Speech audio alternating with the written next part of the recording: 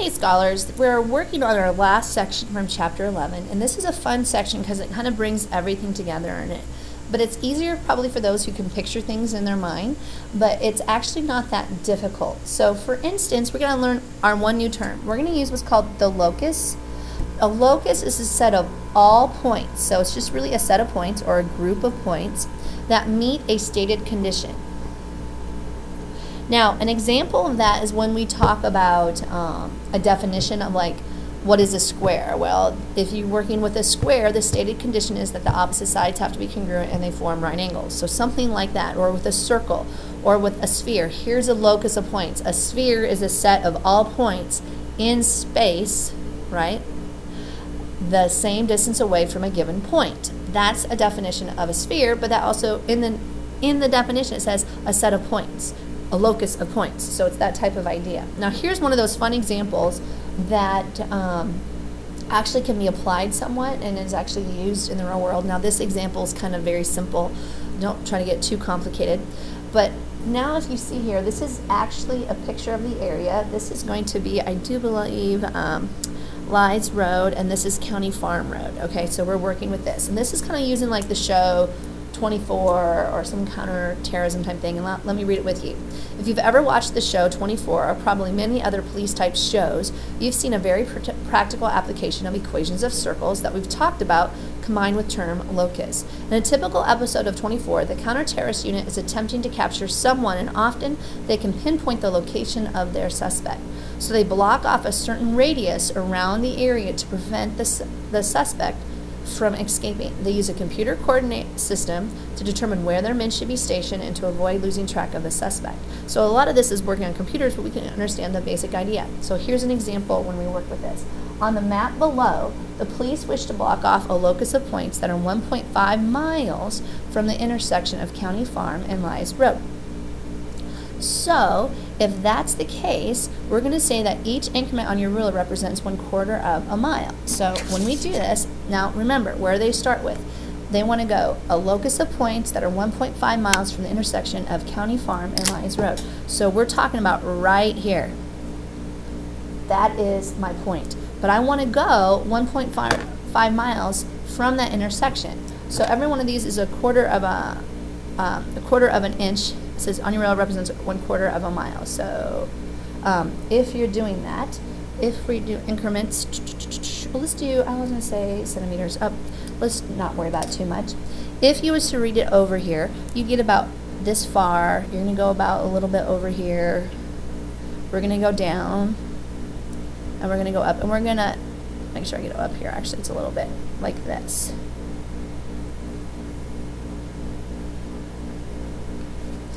We're going to end up drawing a circle. So anywhere here, all the main intersections, I want to block to keep people from going there. I want to keep them close, okay? This could be like in a hostage situation. Maybe someone carjacked and whatever, we got them all blocked in. But we want to protect people from going there. Now, here's cool. We're going to draw the circle. Now, I need to write an equation for that circle. Now, if this is the case, and we're just doing the basics here, a lot of times they have a coordinate system already in place, like your longitude and latitude lines, but what we're going to use is the fact that the center is going to be 0, 0. So here is at 0, 0. Now, what is your radius going to be for the circle? Well, the radius is 1.5 miles, correct? Well, how am I going to write the equation of the circle then? Well, my center, here's my h and k. It's going to be x minus 0 squared plus the quantity y minus 0 squared equals 1.5 squared. So really it's x squared plus y squared equals 2.25. That would be the equation that tells me about this circle. So it's kind of cool. Because remember, your radius here is 1.5 miles. So that's called a locus of points. Now, here's where we have to get really good. But we need to remember a few things to help us, because I'll tell you right now, if you can do this stuff, you're going to be really good. But make sure you use the directions and examples here to help you. All right, first of all, you need to remember from first semester, if a point is on the angle bisector of an angle, then it's equidistant from the sides of the angle. So here's what I'm talking about. Here's our angle. Now an angle bisector, I get two congruent what? I get my two congruent angles. I put a point on there, and what they're saying is that these two segments have to be the same size. They're the same distance away. So if I want to be on the same distance away, that's where it's going to work with. Here's another one. If a point is on the perpendicular bisector of a segment, then it's equidistant from the endpoints of the segment. And we had to have that memorized. This was way back in chapter 5. So here's my line segment. I'm going to do a perpendicular bisector, so that means I have to form a right angle, and I bisect it. Now what does that mean? Well, that means no matter what, if I pick a point on there, and I'm going to pick this point, those two would have to be the same. If I pick a point down here, notice it's a different spot, but I know those two segments would have to be the same. So you're equal distance away from those. So let's use this to figure out how we can figure which one is going to work. So here's an example of another locus of points type question. Here's Jack and Julie. They take new jobs in a new town and are deciding where to live. Jack would like to live somewhere equidistant from their offices. Julie would like to live within 3 miles of downtown. Illustrate a drawing of the region that fits these requirements. Well, first of all, here's their two offices. We have Julie's office and we have Jack's office. He wants to be the same distance away. So how can he be the same distance away? Well, he wants to live on the perpendicular bisector. Because here's my line segment. So I need to go and do the perpendicular bisector of this. Okay, so we got here. Make sure I kind of get in the middle. So he wants to live somewhat on this pretty blue line.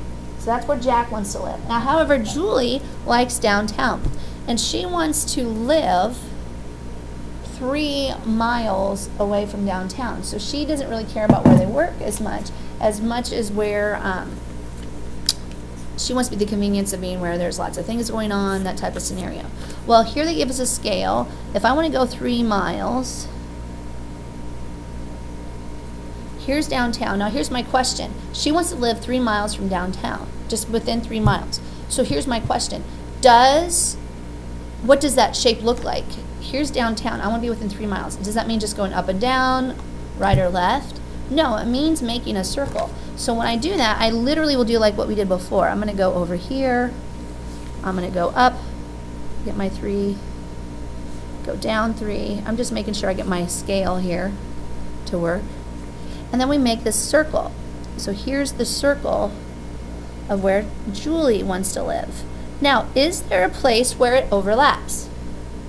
Yeah, where it overlaps, so this would be Julie's, right? I'm just going to make sure I do this. This is Jack's choice. Is there a compromise? Yeah, that compromise is this line segment right there. They need to look somewhere within that area in order to find where they live. So that's kind of cool. So that diagram, notice what I highlighted, that's going to be where both of them would be happy. Kind of cool. Now, here's another one that I kind of like. We have here, we're supposed to draw what they are, and these are just examples of things that we have. We have to do it in the book. By the way, if you do this homework and when you grade it on Friday, make sure you make the corrections on the homework. I won't collect it, okay? You want to make sure you know how to do those because those are the type of problems that are going to show up on your test on Monday. So make sure you're on top of those. First of all, it says all points that are 1 centimeter from the line K in a plane. So here we have line K. Okay, and I'm going to do a lowercase k in order to get that. Now, I want to be 1 centimeter from that line. Well, how do I do that? Well, my locus of points is I have to go 1 centimeter up. So I'm up here, and here's my 1 centimeter. I have a new line, right? And it's going to be what to this line? Parallel. Now, am I only 1 centimeter away if I'm on top of the line? No, I also have to be below the line. So I'm going to actually have my other line right below. So really, because this would be 1 centimeter, let's do it like this, 1 centimeter away. This would be 1 centimeter away. So really, what's my locus of the points? The 2 parallel lines. Those 2 parallel lines consider all the points that are 1 centimeter away from line K. So these two, and I'm just going to go quick with here, just do a quick dash. That line and this line are the ones that are the 1 centimeter away from each one. Now, look at the next one. It changes a little bit. This said it's in a plane. What if I take this line, I draw it, and here's line K. I says, I want to find all the points that are 1 centimeter away from the line K in space. Well, I can think two-dimensionally pretty easy, like, oh yeah, I know this line over here exists, right? I also know down below that line exists. Correct?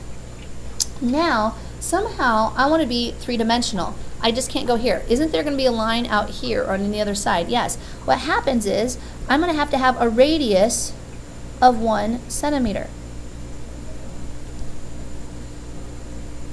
And literally, you're going to make a hollow cylinder.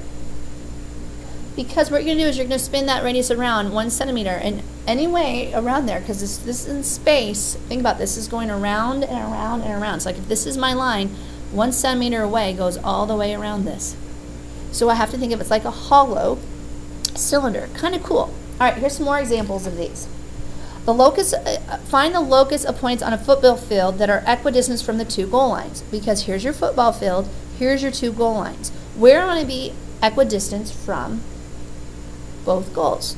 Yeah, and by the way, I was really excited on my notes. I even made goal post. I'm so excited. All right, where would I be smack dab same distance away from the 2? Yeah, it's going to be the 50-yard line. It's going to be the line segment right between. All right, now here's some other ones. All the points that are equidistant from the x and y axis. So I have right here, here's my y axis, here's my x axis. How do I get points that are going to be the same distance away? Well, think of these as 90-degree angles. I can be the same distance away because of my angle bisectors. Really, I end up using 2 lines. This one goes perfectly at it right.